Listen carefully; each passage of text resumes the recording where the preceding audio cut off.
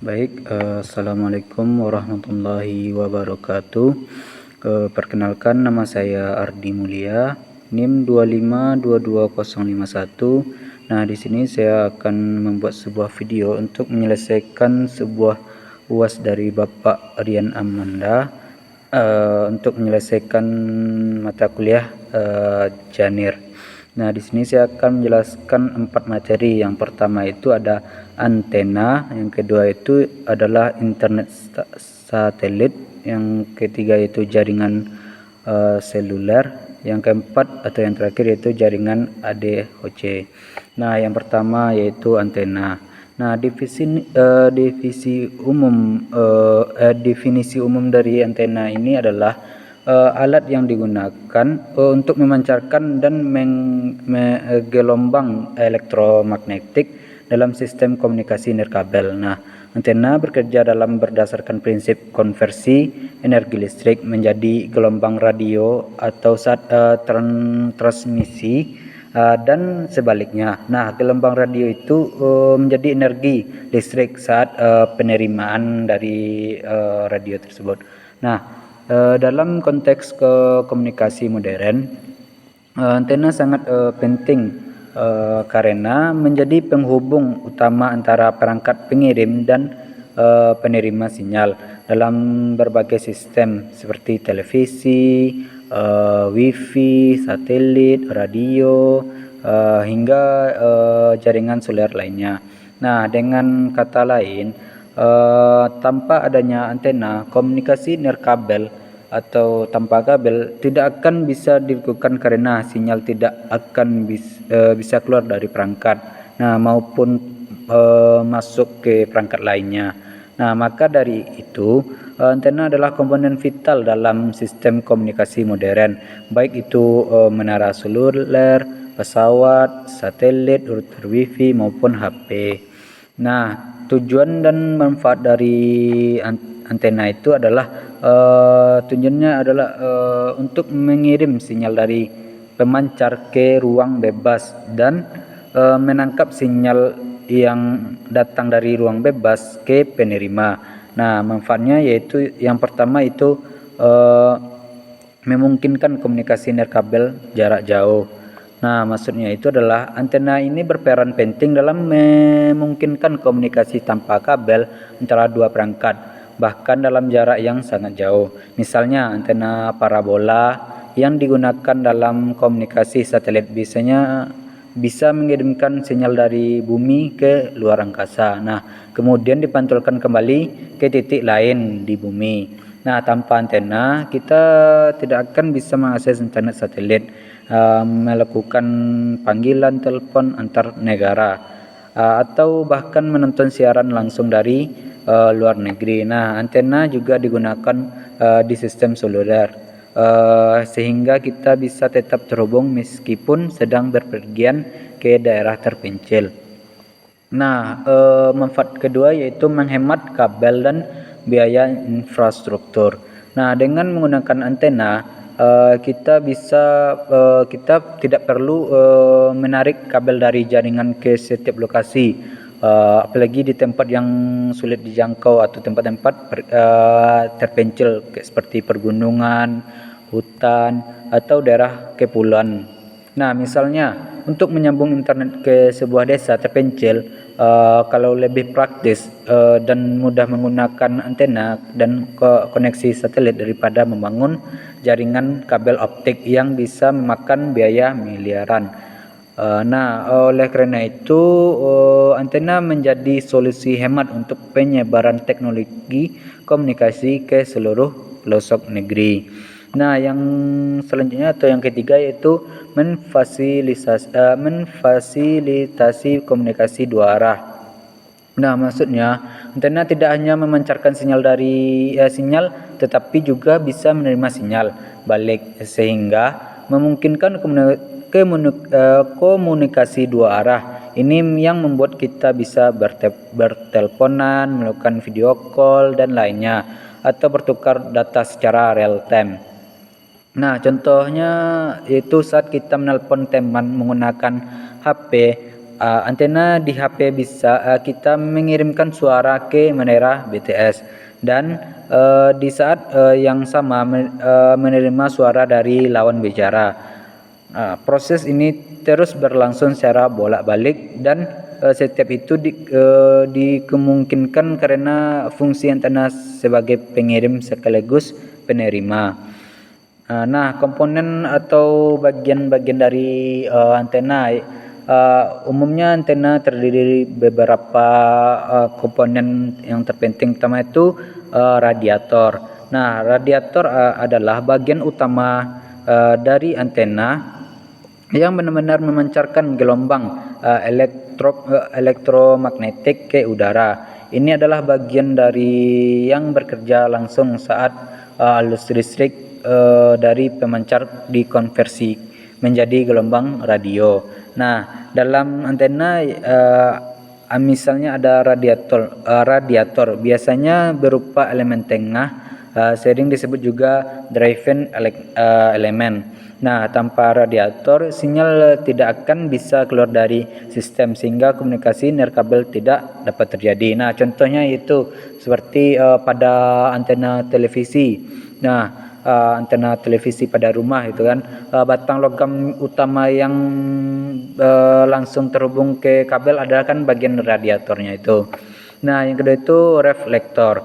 Nah, reflektor atau bagian dari antena tersebut adalah elemen logam yang dipasang di belakang radiator tersebut dan berfungsi untuk memantulkan gelombang yang dipancarkan ke arah tertentu. Nah, tujuan dari reflektor ini adalah agar sinyal menjadi lebih terfokus ke satu arah, bukan menyebar ke segala arah. Nah, reflektor ini meningkatkan kekuatan sinyal ke arah yang diinginkan sekaligus mengurangi interferensi dari arah belakang. Nah, contohnya pada antena Yagi, reflektor adalah batang yang sedikit lebih panjang dari radiator dan diletakkan di belakang radiator tersebut. Nah, yang selanjutnya bagiannya yaitu direktor. Nah, direktor adalah elemen yang logam yang ditempatkan di depan radiator, berfungsi untuk mengarahkan dan memperkuat sinyal ke satu arah tertentu. Biasanya satu antena biasa memiliki satu atau lebih direktor. Nah, semakin banyak direktor, semakin sempit dan kuat arah pancaran gelombangnya. Nah, hal ini sangat berguna untuk komunikasi satu arah dengan jarak jauh seperti televisi analog atau sistem komunikasi militer. Contoh pada antena arah seperti antena Yagi, direktor sering terlihat seperti batang-batang kecil di elemen-elemen utama. Nah, selanjutnya itu feed line. Nah, feed line ini adalah kabel yang atau saluran transmisi yang menghubungkan antena dengan perangkat pemancar atau penerima seperti televisi, router, radio dan lain-lain. Nah, feed line ini adalah membawa sinyal listrik dari perangkat ke antena transmisi atau sebaliknya saat penerimaan. Nah, kualitas dari dan panjang feed line ini sangat berpengaruh terhadap performa antena. Jika kabel terlalu panjang atau buruk, sinyal bisa melemah. Nah, contohnya itu kabel koaksial dari antena ke televisi adalah suatu contoh dari feed line ini. Nah, selanjutnya yaitu jenis-jenis antena. Nah, yang pertama itu ada antena omnidireksional.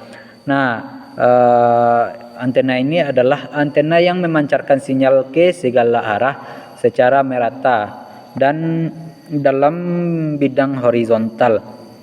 Artinya, sinyal disebarkan secara melingkar, bukan terfokus pada ke satu arah. Jenis antena ini cocok digunakan di tempat yang ingin menjangkau banyak perangkat dari radius tertentu. Nah, contoh umumnya antena pada router Wi-Fi contoh umumnya pada router WiFi di rumah. Nah, router WiFi itu kan menyebarkan sinyal ke segala arah agar HP atau perangkat kita seperti HP, laptop atau smart TV kita ya kan yang ada di sekitar kita bisa terhubung. Nah, kelebihannya yaitu jangkauannya luas dalam satu ruangan atau gedung. Nah, kekurangnya itu adalah tidak efisien untuk komunikasi jarak jauh karena sinyal menyebar ke semua arah. Nah, yang kedua yaitu jenisnya yaitu antena direksional. Nah, antena direksional ini adalah antena yang memfokuskan sinyal hanya ke satu arah saja. Dengan fokus ini, sinyal menjadi lebih kuat di arah yang ditujukan berbanding terbalik pada antena yang sebelum saya jelaskan. Nah, lebih sedikit gangguan dari arah lain.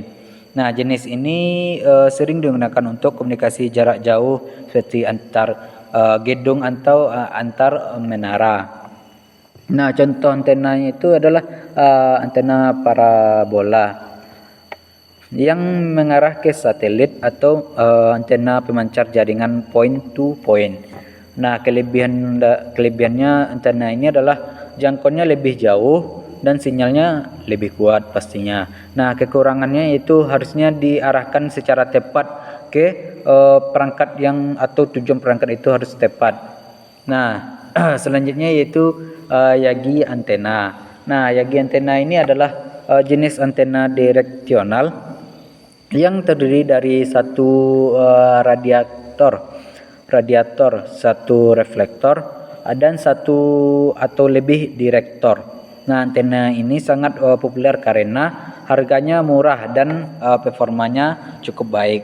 Banyak digunakan untuk keperluan rumah tangga, terutama untuk menerima sinyal siaran televisi analog. Nah, contohnya itu antena TV yang bentuknya seperti deretan batang logam di satu arah. Nah, kelebihan dari antena Yagi ini adalah mudah dibuat, efektif untuk penggunaan jarak menengah. Nah, kekurangan dari antena Yagi ini adalah kurang cocok untuk sinyal digital modern karena bandwidth-nya itu sempit. Nah, selanjutnya yaitu parabolic antena. Nah, parabolic antena ini adalah memiliki bentuk seperti piringan cekung atau kayak parabola yang berfungsi memfokuskan gelombang radio ke satu titik fokus. Jenis ini sangat efisien dalam menerima atau memancarkan sinyal jarak jauh, bahkan hingga ke luar angkasa. Nah, contohnya itu digunakan untuk dalam komunikasi satelit antar radar dan teleskop radio astronomi. Nah, kelebihan dari antena parabolik ini jangkauannya tentu sangat jauh karena sampai ke luar angkasa. Daya pemancaran dan penerimaan itu sangat tinggi. Nah, kekurangannya itu yaitu berat, besar, mahal, dan harus diarahkan dengan sangat presisi atau sangat tepat. Nah, selanjutnya yaitu microstrip antena. Nah, microstrip antena ini adalah antena datar yang sangat kecil dan ringan. Nah, biasanya berupa lapisan logam pipih di atas permukaan dieelektrik. Nah, banyak digunakan pada perangkat elektronik modern karena ukurannya yang ringkas dan mudah dipasang di permukaan. Nah, contohnya yaitu digunakan di dalam smartphone, GPS, radar mobil, atau mobil otonom gitu kan, dan perangkat militer. Nah, kelebihan dari antena ini adalah sangat kecil, ringan, dan mudah diproduksi massal atau diproduksi banyak gitu kan. Nah, kekurangan dari antena ini adalah daya pancarnya itu kecil, mudah terganggu oleh lingkungan sekitar. Nah, selanjutnya kita yaitu internet satelit. Nah, definisi umum internet satelit ini adalah teknologi komunikasi yang menyediakan akses internet menggunakan satelit buatan yang mengorbit ke bumi.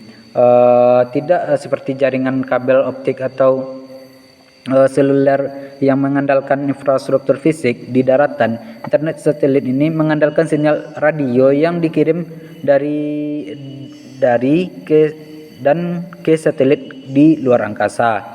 Nah, prinsip kerja adalah sebagai berikut. Sebagai perangkat pengguna mengirimkan permintaan data, misalnya saat membuka website melalui antena parabola ke satelit. Kemudian satelit meneruskan sinyal tersebut ke stasiun bumi. Nah, yang terhubung dengan jaringan internet global.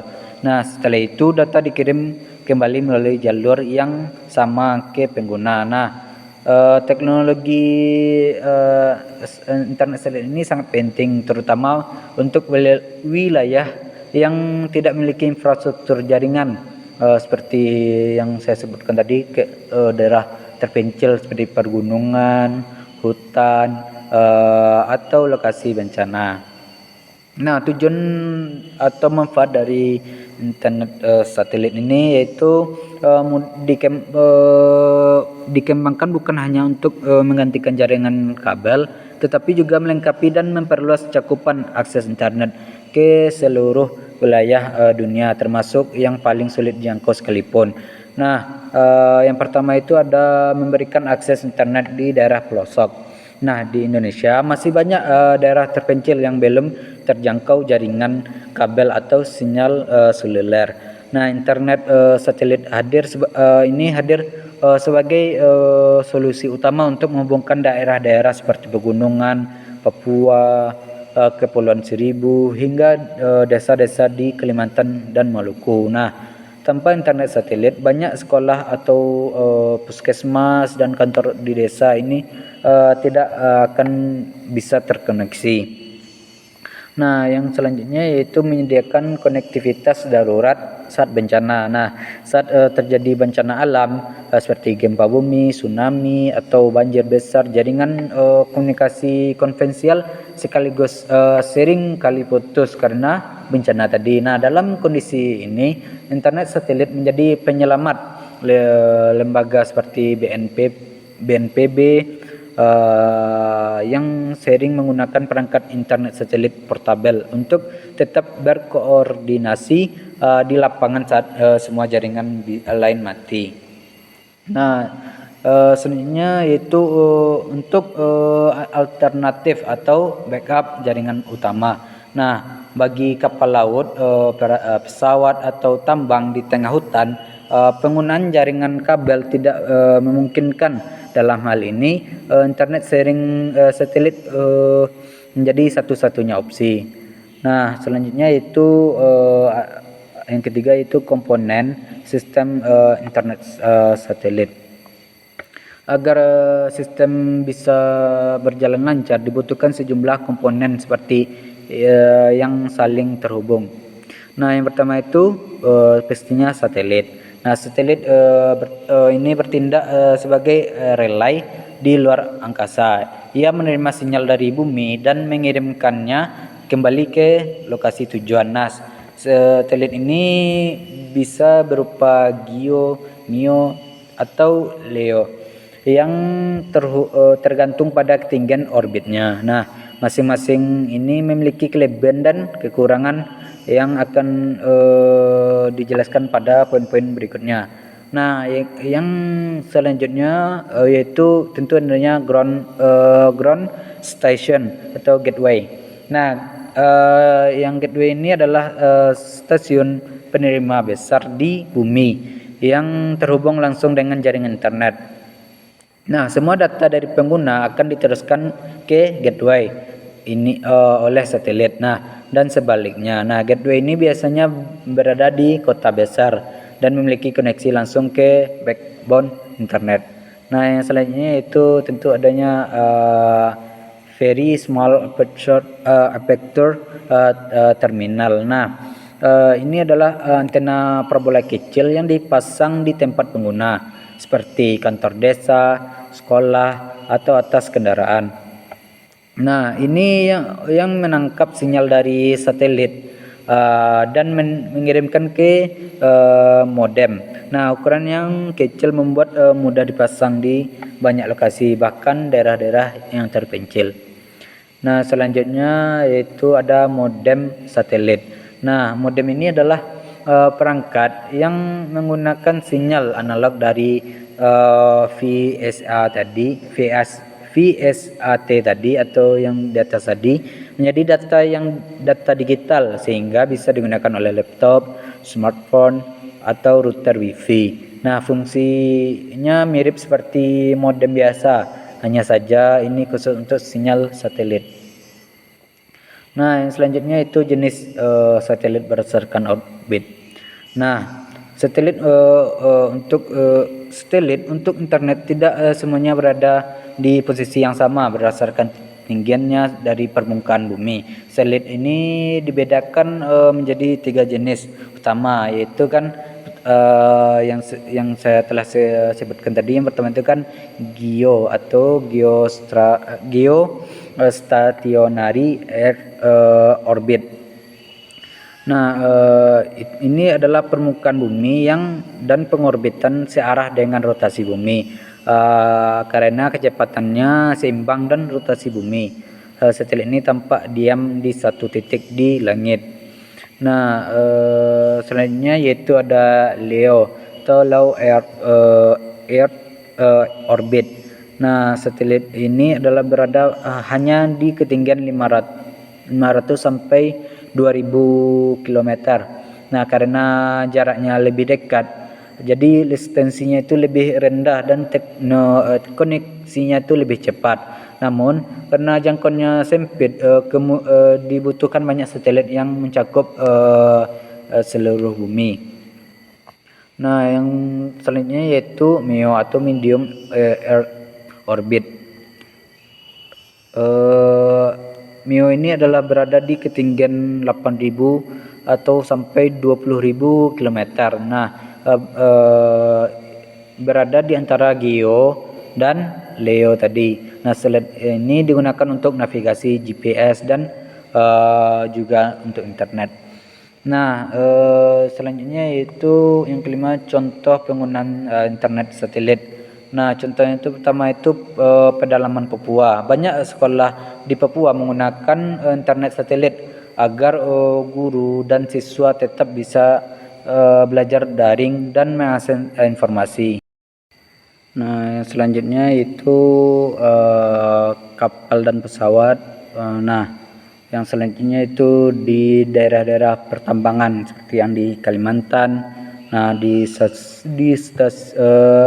situasi darurat seperti bencana dan lain-lain. Nah, yang selanjutnya yaitu atau yang ketiga, materi kita yang ketiga yaitu jaringan seluler. Nah, definisi umumnya yaitu jaringan sistem komunikasi nirkabel yang memungkinkan perangkat bergerak seperti telepon, genggam, modem, hingga kendaraan dapat terhubung ke jaringan internet atau telepon dimanapun berada selama masih dalam jangkauan sinyal. Nah, selanjutnya yaitu ada tujuan dan manfaatnya.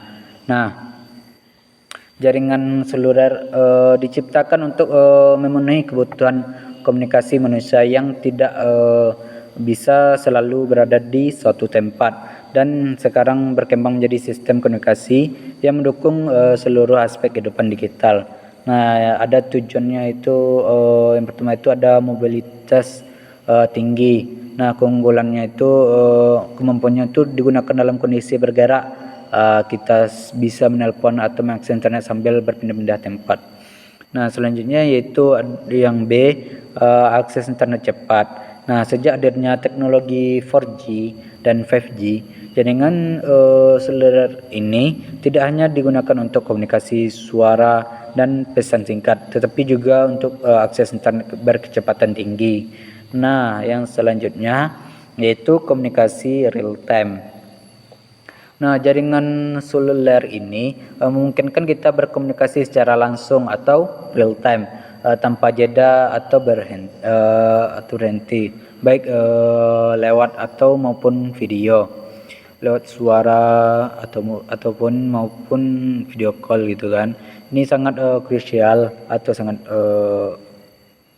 krusial untuk layanan darurat, komunikasi bisnis, pendidikan daring, sehingga koordinasi dalam operasi militer ataupun penanggulangan bencana.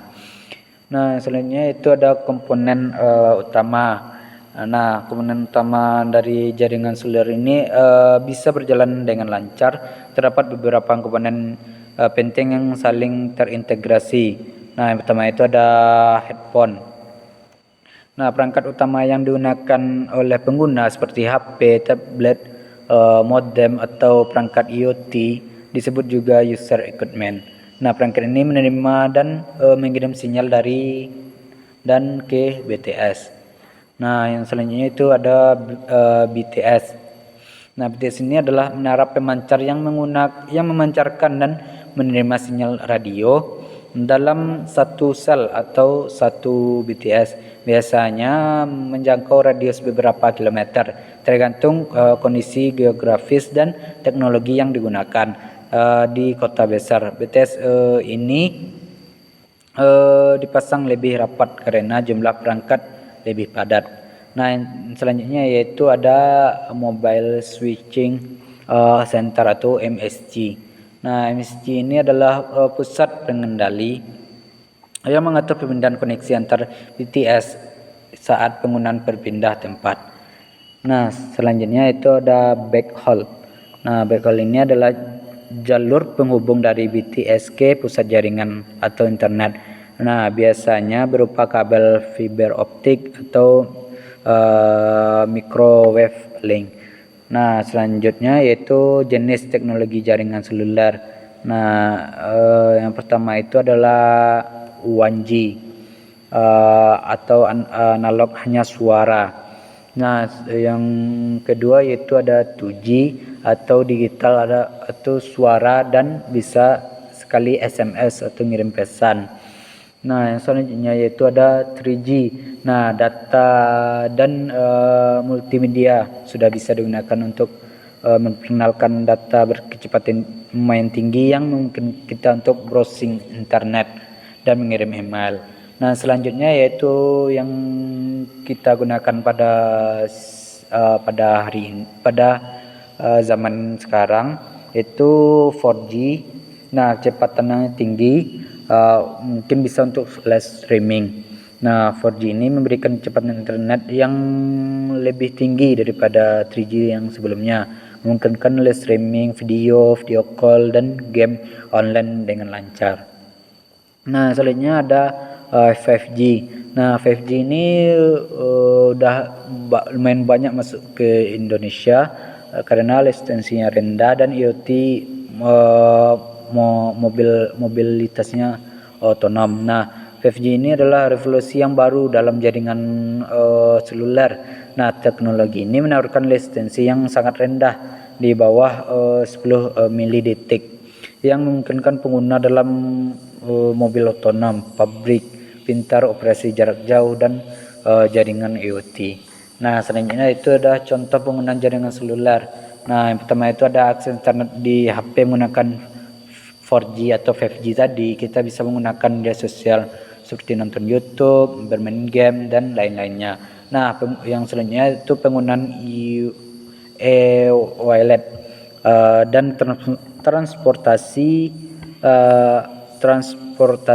online, aplikasi seperti Gojek, Grab, OVO, Dana dan lain sebagainya. Nah, selanjutnya itu adalah pengawasan CCTV berbasis SIM card di banyak lokasi terpencil. Nah, yang selanjutnya yaitu mobil otonom dan smart city, mobil tanpa sopir atau seperti mobil-mobil Tesla gitu kan, membutuhkan koneksi 5G agar bisa merespon lingkungan dengan cepat dan akurat. Nah, selanjutnya materi kita yang terakhir yaitu jaringan ADHC. Nah, ADHC ini adalah bentuk jaringan nirkabel yang dibentuk secara spontan atau sementara tanpa bergantung pada infrastruktur jaringan, tetapi tetap seperti router atau access point atau server pusat. Nah, ada tujuan dari dan manfaat dari jaringan ADOC ini adalah yang pertama itu adalah dibentuk secara cepat dan fleksibel. Nah, karena tidak memerlukan alat tambahan seperti router atau server. Nah, jaringan ADOC ini bisa digunakan dalam bentuk hitungan detik. Cukup mengaktifkan mode hotspot atau wifi direct atau protokol ADOC lainnya. Maka perangkat bisa langsung saling terhubung saat terhubung saat itu juga. Hal ini membuat jaringan ini sangat fleksibel dan praktis. Nah, yang selanjutnya tujuan atau manfaatnya itu adalah tidak membutuhkan infrastruktur. Keunggulan utama dari jaringan ADOC ini adalah sifatnya itu independen dan dari infrastruktur, tanpa membutuhkan infrastruktur. Nah, kita tidak butuh BTS atau kabel fiber atau access point. Nah, setiap perangkat sudah cukup untuk menciptakan jaringan lokal secara mandiri. Nah, ini sangat berguna untuk daerah-daerah terpencil, pedalaman, dan lain sebagainya. Selanjutnya itu ada contoh cocok untuk kondisi militer atau bencana. Nah, dalam situasi militer, komunikasi antar pasukan sering dilakukan di medan yang tidak mendukung infrastruktur tetap. Nah, apalagi di daerah-daerah bencana pun biasanya jaringan-jaringan biasanya terputus. Terputus atau lumpuh gitu kan. Jadi bisa digunakan oleh tim SAR atau relawan dan untuk pelacak korban. Nah, komponen dari ADOC yaitu pertama itu ada node atau node, adalah perangkat yang terhubung dalam jaringan, bisa berupa laptop, smartphone, dan sensor IoT. Nah, selanjutnya itu routing protokol. Nah, routing protokol ini sangat penting dalam jaringan ADOC karena menentukan bagaimana data dikirim dari satu node ke node lainnya. Nah, selanjutnya yaitu ada transceiver. Nah, ini adalah komponen fisik dalam perangkat yang berfungsi mengirimkan dan menerima sinyal radio. Nah, selanjutnya atau jenis-jenis ADOC. Pertama itu ada MANET. Nah, yang kedua itu ada VANET. Ini digunakan untuk khusus kendaraan. Nah, yang ketiga itu ada SPAN. Biasanya jaringan antar smartphone yang bisa terbentuk tanpa internet atau bisa menggunakan Bluetooth.